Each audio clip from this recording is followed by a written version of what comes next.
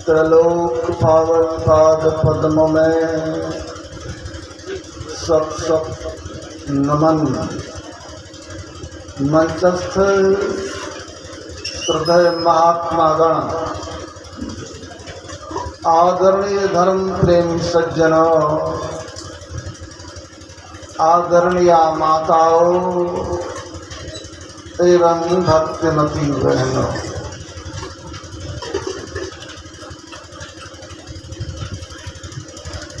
संत मत सत्संग के द्वारा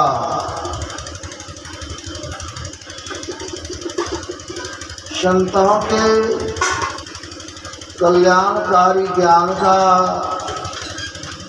प्रचार प्रसार किया जाता है। संतों का ज्ञान बड़ा ही उत्तम है। मानव के जीवन को सुंदर बनाने में संतों की ज्ञान की बड़ी भूमिका है। संतों के ज्ञान के अभाव में मानव नहीं रहता है, वो दानव बन जाता है। मानव की संज्ञा दानव में। जरा विचार करें, रावण तो सब कोई जानते हैं, ब्रह्मा जी के वंशज,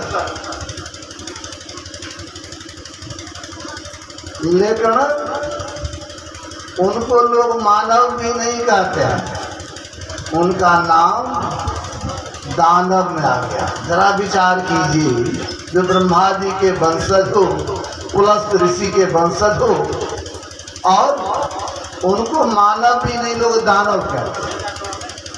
अब जरा विचार करें, बड़े पंडित थे, बड़े शास्त्रों के मर्मज्ञ थे, लेकिन लोग उनको दानव, राक्षस राज कहते हैं। क्या कारण है? कारण यही है कि संतों के ज्ञान से दूर रहे, सत्संग नहीं किया, संतों के शरण में नहीं गया, इसीलिए उनका जीवन दैत्यों के सदृश हो गए और लोग उनको दैत्यराज कहने लगे। उसी वंश में विभीषण भी गया, वे विभीषण भी, लेकिन विभीषण कोई अलग नहीं था, भाई थे। कुंभकर्ण भी भाई थे, 3 भाई, लेकिन जरा विचार करें, 3 भाई में 2 राक्षस, आइए सोचने की बात है। एक ही परिवार में 3 तरह के गुण क्यों? एक ही वृक्ष हो और फल अलग अलग, हाँ असर होता है। रावण, कुंभकर्ण संतों के ज्ञान से दूर रहा, इसीलिए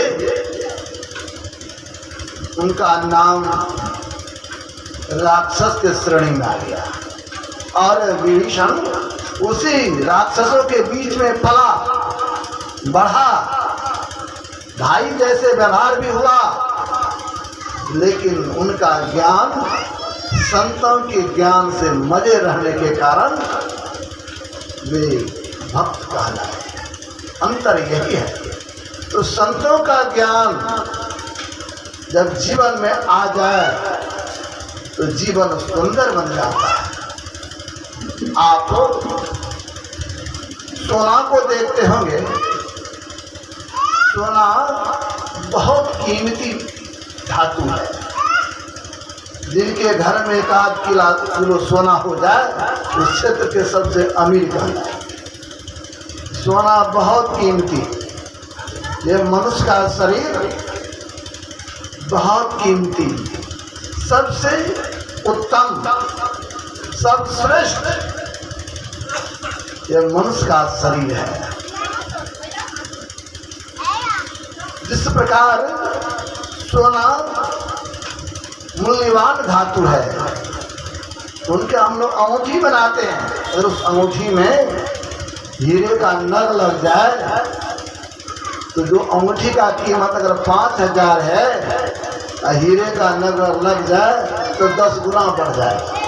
सोना वही है, थोड़ा सा हीरा तो छोटा पत्थर लगता है ऊपर में, वह लग जाए तो उस अंगूठी का दाम 10 गुना ज़्यादा हो जाए। उसी प्रकार यह मनुष्य शरीर सभी शरीरों में सर्वश्रेष्ठ शरीर है, और इस सर्वश्रेष्ठ शरीर मनुष्य में अगर भगवान की भक्ति आ जाए तो इस मनुष्य शरीर का महत्व कई गुना ज़्यादा हो जाता है। जिस मनुष्य को मनुष्य कहते हैं, उसमें अगर भक्ति आ जाए तो संतों के शरण में चले जाए तो वह मानव साधारण नहीं रहता है, वो जगत पूज्य हो जाते हैं। लोग उनका सम्मान करने लगता है, लोग उनका आदर करने लगता है। ये आदर और सम्मान क्यों? वो संत के शरण में गया, वो सत्संग में गया, इसलिए संतों के शरण की आवश्यकता है। हम चाहते हैं हमारा जीवन सुंदर हो, हमारे बच्चे, हमारा समाज संस्कारी हो। ये संस्कार कहीं बाजार में नहीं मिलता है, अगर बाजार में मिलता तो लोग खरीद लेते। बड़े बड़े धनी व्यक्ति के घर में संस्कार भरा पड़ा रहता, लेकिन आप देखेंगे धन बहुत है, लेकिन संस्कार के अभाव में धनी रहते हुए भी उनका सम्मान नहीं होता है।